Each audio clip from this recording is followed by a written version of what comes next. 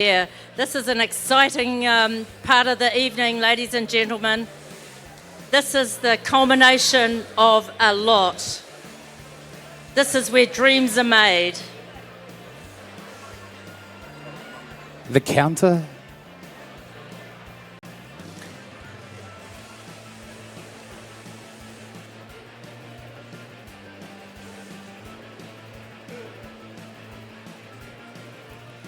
Well, we're just investigating some possible glitches. Let's just acknowledge, first of all, as Thomas said, our sponsors, Johnson's Brothers. Very grateful for the sponsorship and the investment that these people put into our industry. Want to just acknowledge those shearers on the board. They've been shearing for the last 3 days and 3 nights for these wool handlers, top line shearers, all care of Paddy Mason at Shear Expertise. Over to you, Tuma. Are we ready? We have the green light, Mavis. Good luck, competitors. Timekeepers are ready. Shearers, get set, go.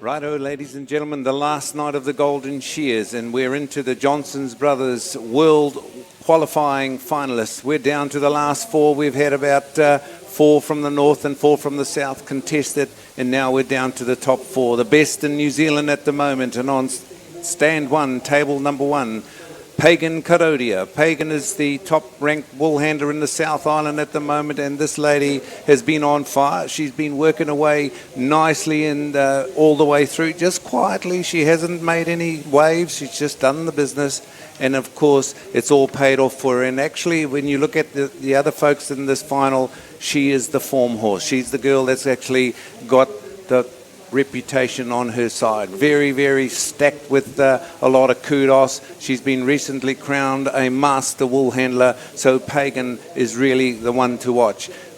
Table number 2, we have Kieran Herbert. Now, Kieran has been a world champion. She's right there on the sides of the on the right side of it. She's probably not on the same level that Pagan Karodia is at, but I'm sure Kieran Herbert is really fired up on this one. And we're getting ready for the first throw. And we'll introduce the other 2 as they go. But the throw is the most important thing in this industry. You've got to get the throw right, otherwise you're in the cart. Oh, lovely throw there. We'll bring in Doug Lang onto the microphone at the moment. There she goes. At the moment, I'm sticking with Pagan Karodia as the throw. But we haven't seen young Chelsea Collier throw yet, Doug.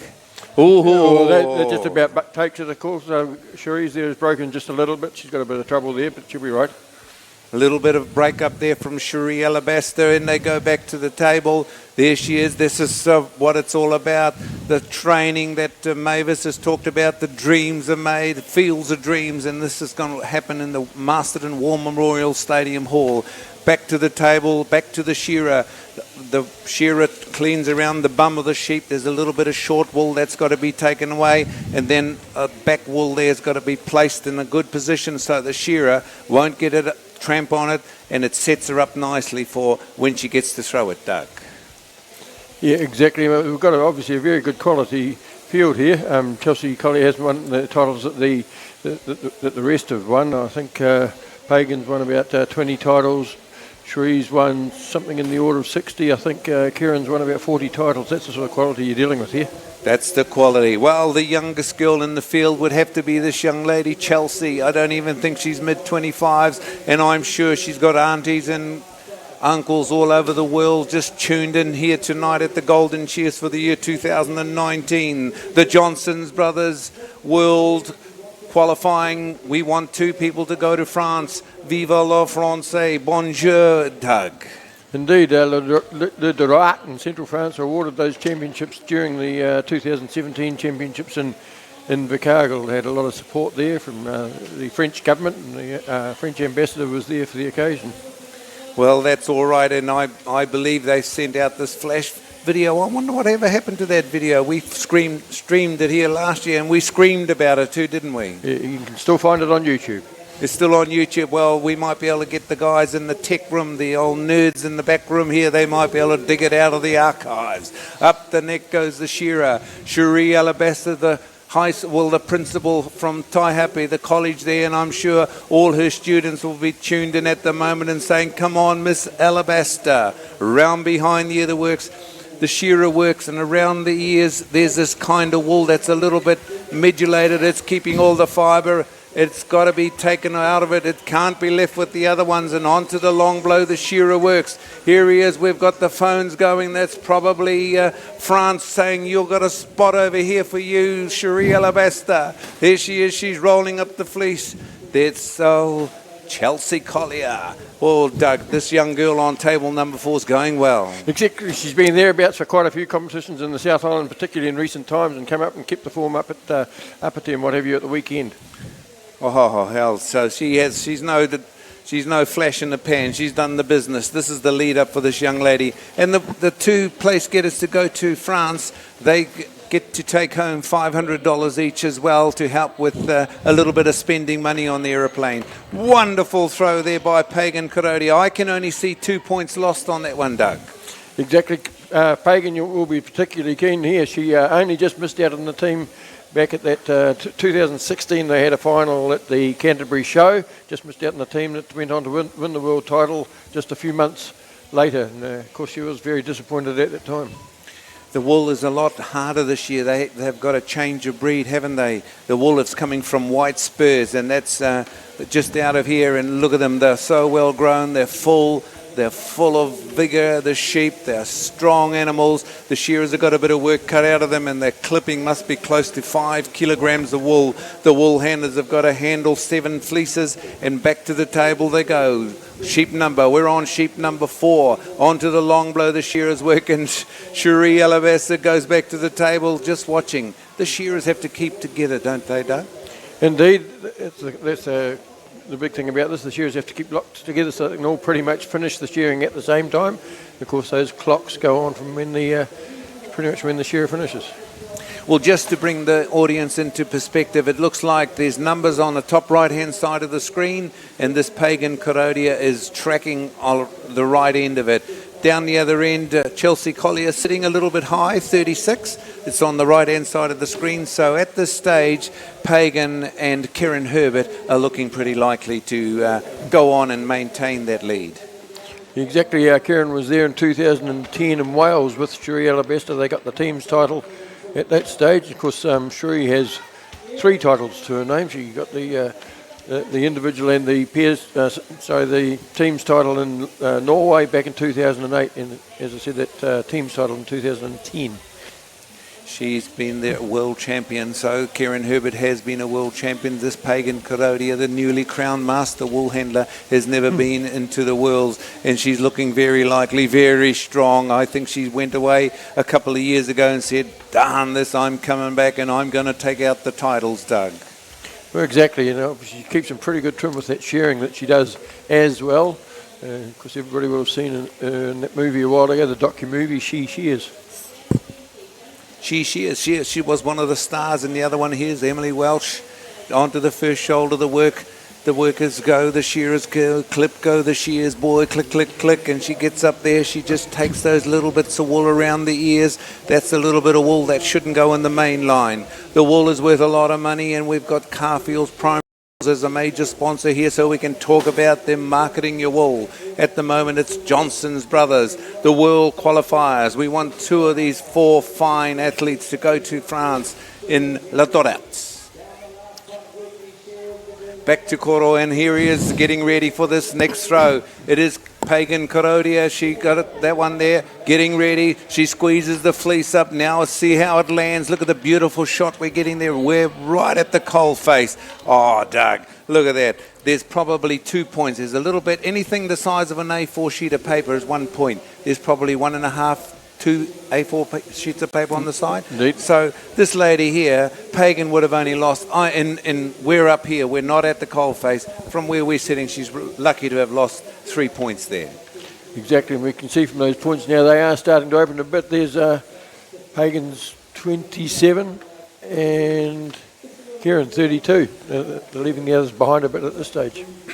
They're tracking in the right direction, back to the Shearer goes Karen Herbert, and Karen Herbert is a feisty competitor, as any AMP show around the country will know. She comes to the game and she brings her A game every time. It's no B game. That stays in the boot of the car. Here she is. She's pulling away at the oddments. That needs to be taken away. That's the discoloured stuff. That's only worth about $1.50. The rest of the fleece is worth about $2.50. So what we're calling these wool handlers is value adders. She's adding value to the national wool clip. Back to the table she will go.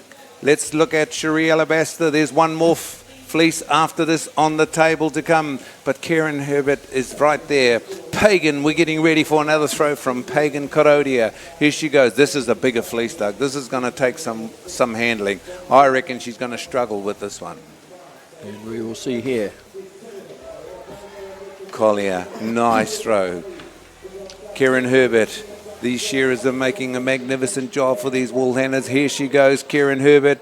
Oh, beautiful throw. Not a bit hanging over. There's a little bit tucked up on the side there, but it's in the right side of the gauge there. The wool handling just has changed, and now we see Pagan Korodia starting to clean up, Doug. See these girls? They're doing that all on. They're mind mapped before they go on up to this to compete in this event. Chelsea Collier, the young lass from the South Island, she's got there. Now she's starting to do a little bit of a clean-up because this is the 7th and final fleece on the board, Doug. And you can see on these sheep there's quite a bit to clean up, as you said, around the rear and on the belly. They're so well grown, they're beautifully well grown, and this is where it's at. The little bit of top notch. Who's got the first to roll up the fleece and get ready for this 7th and final fleece? It is going to be Karen Herbert rolling up the fleece and putting it in the wool pack. You folks at home, you see how all those baskets are all color coded. They cannot get mixed up. Everybody's got a colour that is attached to the competitor. So look at the sweeping going on. Pagan is right in the camera here. Here she goes. This is Karen Herbert, Cherie Alabaster. She's not sitting on the right side of the pendulum at the moment, Doug.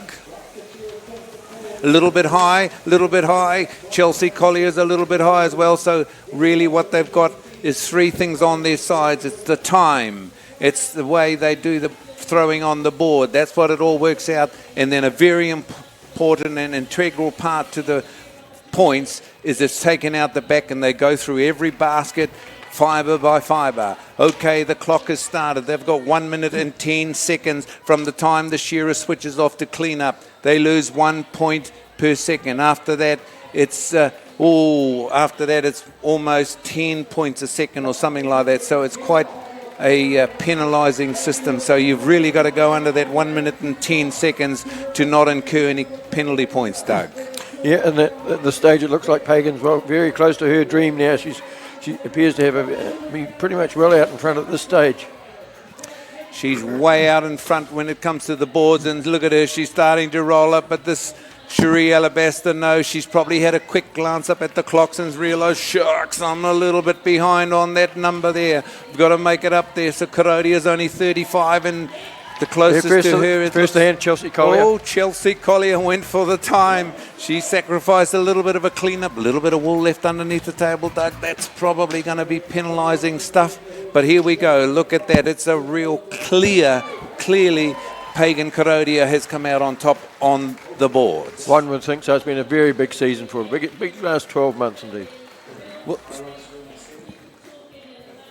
okay, we're going to go back to some highlights of that because that was the Johnson's Brothers World Woolhandling qualifying final. The top two will go to France. Vive la France, bonjour. Here we come. I think it's, well, I'm not going to call it, but I definitely think Pagan Korodia will be one of those people, Doug. Yeah, this has been a very tough season for them all round. There were something like 12 preliminary rounds in the North Island, which Cherie and Kieran both made it through after that, and along with two others that were eliminated in that semi-final earlier in the day. There were 7 competitions, I think it was, in the South Island. Oh, did you see that final clip where we just before we cut to it, the way Chelsea Collier, she just came at that fleece and she was down on her knee and she just threw it, and it was just sheer talent. Exactly. Some of these have got some classic styles of throwing. You get the push through and the straight out sort of overthrow. It was sheer talent. It was just running on adrenaline. So we're going back again. See this lady, she just stretches it out. You'd get anybody off the street to try and do that. Yeah, indeed, it's an art I tried myself about 40-something years ago. Made a few hashes of it, I do have to say. Oh, well, look at the beautiful throw there. There's just a little bit tucked up there and she looks back. But isn't it a fantastic shot in slow motion? Look at this. And then you watch this. There's another one with this Chelsea Collier. Here she comes now, getting ready. She's only a tiny wee lass. She bends down and then she throws. Look at that. That's a magnificent. Oh, we'd like to thank our noise production people that have brought us these brilliant shots. And of course, Shearing is moving into the computer age. We have been computer literate for a little while, but we are now stepping up the game, and we've got cameras to capture these moments, because these are going to be fields of dreams for these wool handlers. They will go home, they will watch this over and over again, because it is a training tool as well, Doug. Indeed, and you couldn't learn from better people than this, particularly someone like Shearing and Pagan, of course. They've both got careers of well over 10 years, probably in Pagan's case, I think it's about 13, 14, Shearing even longer at the top open class level.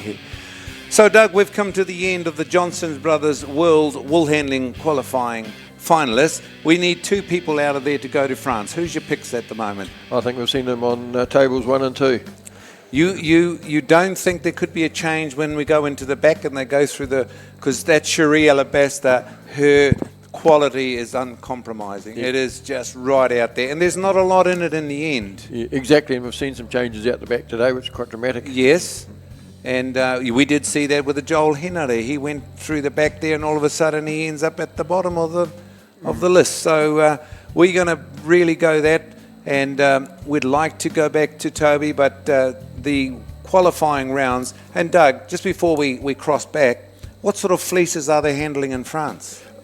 Good question. I haven't been following that too closely at this stage, but I think that this competition, the final here, is designed to be as close to that as possible. It definitely not going to be at this sort of stuff, is it?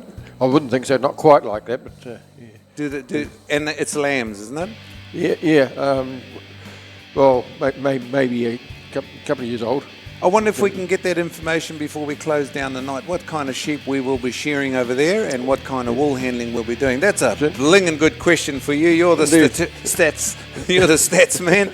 You are the one to deliver us with all that very important information. So Doug Lang, thank you very much. And we're going into the next event on the cards is the Trans-Tasman, sponsored by Lister, the New Zealand team of Roland Smith, John Kirkpatrick, Nathan Stratford. The Aussies are Daniel McIntyre, Jason Wingfield, who have beaten us here on our home ground. We've tossed in Callum O'Brien, the new boy from Western Australia, and they tell me he's shearing just as well because Shannon Warners didn't make the cut. Yeah, well, exactly. Shannon Warners has sort of been the Iron Man of this event for a long, long time. He shore 30 tests in a row right up until last September. At Perth, that was his last test, and he just got edged out of the team on that time. He was the top individual in at least 15 of those tests, and largely almost on his own turned it round significantly in Australia's favour since these tests started in 1974. There have been 64 tests. The Aussies have now won 34, I think, and New Zealand's won 30. Oh my goodness, the pendulum has tipped.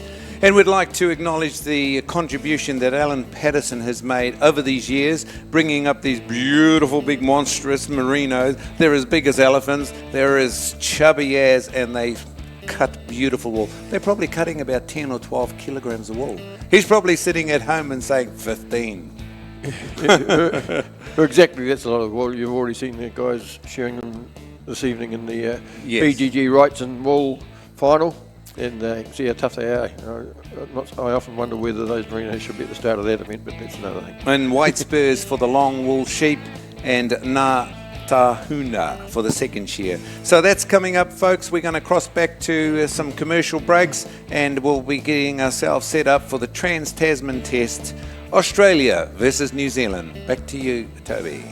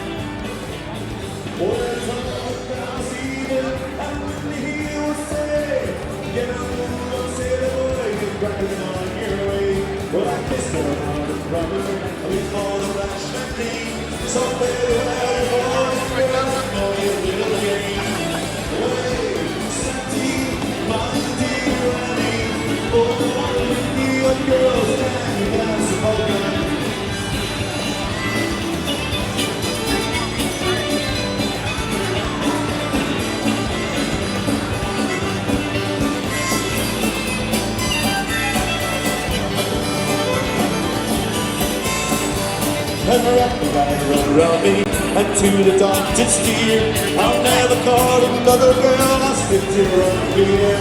But I join the Yankee football, tell them all that morning. Don't miss the battle in the party, save a rocking on. This way, Santi, my dear Annie. Oh, you New York girls, and your dad's problem. Way, Santi, my dear Annie. Oh, you New York girls, and your dad's problem.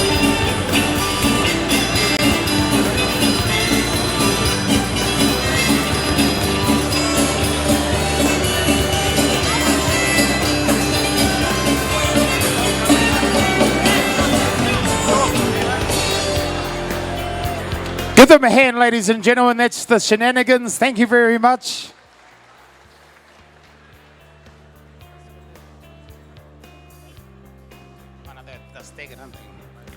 Okay, ladies and gentlemen, we've got the Trans-Tasman. And we all know that when it comes to New Zealand versus Australia, New Zealand can't lose, can we?